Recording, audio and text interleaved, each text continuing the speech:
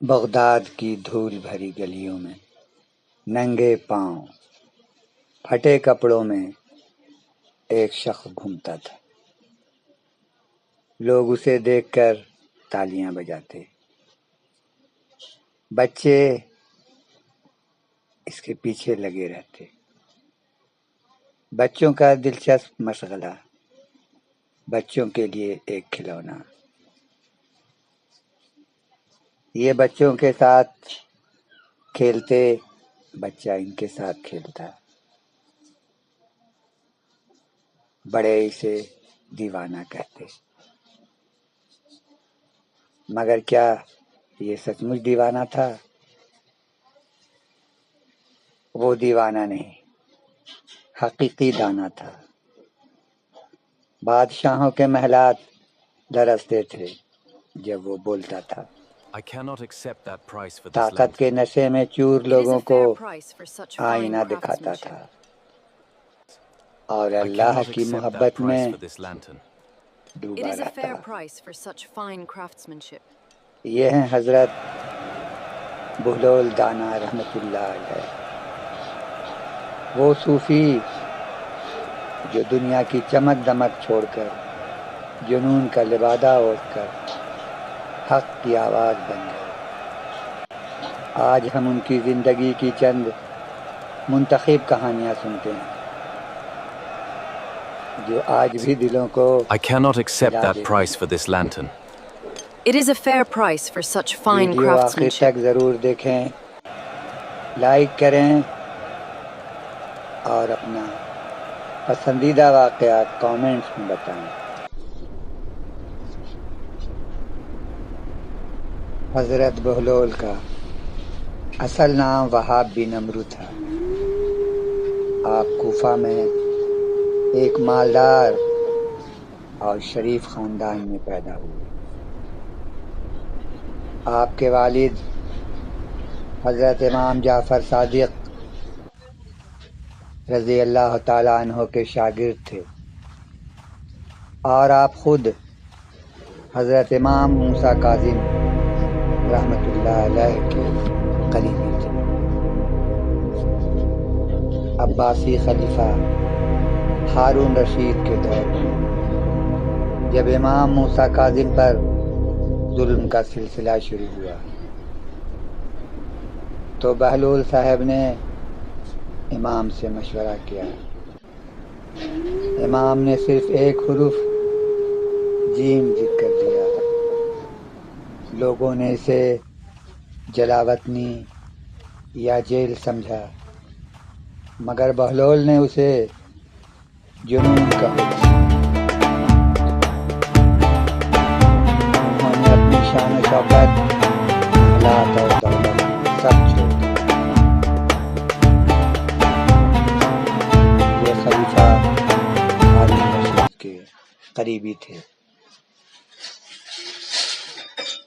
پھٹے کپڑے پہنے، ننگے پاؤں بغداد کی گلیوں میں دیوانہ بن کر پھرنے لگے۔ اس طرح وہ خلیفہ کے ظلم سے بچ گئے اور آزادی کے ساتھ حق کی تلقین کرتے رہے۔ وہ کہتے، لوگ مجھے پاگل، دیوانہ سمجھتے ہیں، مگر میں ان کی دنیاوی حرص دیکھ کر حیران ہوتا ہوں۔ یہ ہے حقیقی پاگل پن۔ ایک دن کا واقعہ ہے، خلیفہ ہارون رشید نے محل کی چھت سے بہلول کو دیکھا اور حکم دیا کہ اسے اوپر کھینچ لو کمند ڈال کر۔ جب بہلول رضی اللہ تعالیٰ عنہ سامنے حاضر ہوئے تو ہارون رشید نے پوچھا، اے بہلول، تم اللہ تک کیسے پہنچے؟ بہلول نے مسکراتے ہوئے فرمایا، بالکل اسی طرح جیسے آپ تک پہنچا ہوں۔ خلیفہ حیران ہوا، پوچھا، کیا مطلب ہے؟ بہلول نے کہا اگر میں خود آپ تک آنا چاہتا تو نہا دھو کر عمدہ لباس پہن کر دربانوں کی منت کرتا، گھنٹوں انتظار کرتا، پھر بھی شاید آپ مجھے ملتے نہ ملتے، مگر جب آپ نے خود مجھے بلایا تو لمحوں میں کھینچ لیا۔ اسی طرح اللہ جب کسی بندے کو پسند کر لیتا ہے تو اسے لمحوں میں اپنا قرب عطا فرما دیتا ہے۔ ایک دن دربار میں ہارون رشید نے مذاق کیا اور بہلول کو ایک چھڑی دی اور اس سے کہا جسے تم اپنے سے بھی زیادہ بیوقوف پاؤ اسے یہ چھڑی دے دینا۔ بہلول نے نہایت سنجیدگی کے ساتھ چھڑی رکھ لی۔ کچھ عرصہ بعد خلیفہ شدید بیمار ہوا۔ بہلول عیادت کو پہنچے اور پوچھا امیر المومنین کیا حال ہے؟ ہارون رشید نے کہا ایک لمبا سفر درپیش ہے۔ بہلول نے پوچھا واپسی کب تک ہوگی؟ خلیفہ نے حیران ہو کر کہا کہ یہ آخرت کا سفر ہے، اس میں واپسی کا سوال کہاں سے؟ بہلول نے وہی چھڑی نکالی اور فرمایا لیجیے یہ امانت واپس، مجھے آپ سے زیادہ بیوقوف کوئی نہیں ملا۔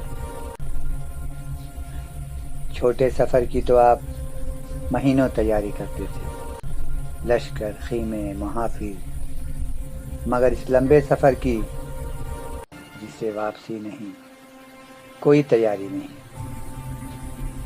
یہ سن کر ہارون رشید متاثر ہوئے اور سبق سیکھا۔ ایک دن بہلول دریائے دجلہ کے کنارے گیلی ریت سے چھوٹے چھوٹے محل بنا رہے تھے اور خود ہی اسے توڑ بھی دیتے تھے۔ ملکہ زبیدہ نے محل کے جھروکے سے دیکھا تو حیران ہوئی۔ وہ اپنی سہیلیوں سمیت آئیں اور پوچھا بہلول کیا کر رہے ہیں؟ بہلول نے بے نیازی سے جواب دیا جنت کے محل بنا رہا ہوں۔ ملکہ نے پوچھا اگر کوئی خریدنا چاہے تو آپ اسے بیچیں گے؟ بہلول نے کہا ہاں کیوں نہیں۔ ملکہ نے پوچھا قیمت کیا ہے؟ بہلول نے قیمت بتائی۔ ملکہ نے خوشی سے قیمت ادا کر دیا۔ بہلول نے ریت کے ایک ڈھیر کے گرد ایک لکیر کھینچ کر فرمایا یہ جنت کا محل ملکہ زبیدہ کے نام ہو گیا۔ رات کو ہارون رشید نے خواب دیکھا کہ جنت میں زبیدہ کا محل ہے مگر انہیں اندر جانے نہیں دیا جا رہا۔ صبح اٹھ کر وہ خود بہلول کے پاس اور محل خریدنا چاہا۔ I cannot accept that price for this lantern. Bahlul نے کہا It is a fair price for such fine اب اس کی craftsmanship. قیمت آپ کی پوری سلطنت ہے۔ ہارون رشید حیران ہوا اور کہا کل تو اس کی قیمت درہم میں تھی۔ I cannot accept that price for this lantern. کل آپ It نے is a Mahal fair price for دیکھا such نہیں fine تھا۔ craftsmanship. آج تو آپ محل دیکھ کر آ رہے ہیں۔ اگر آپ کو یہ اسلامی تاریخی علمی واقعہ پسند آئے تو کامنٹس کر کے ضرور بتائیں تاکہ ہم اس قسم کی ویڈیو دے سکیں.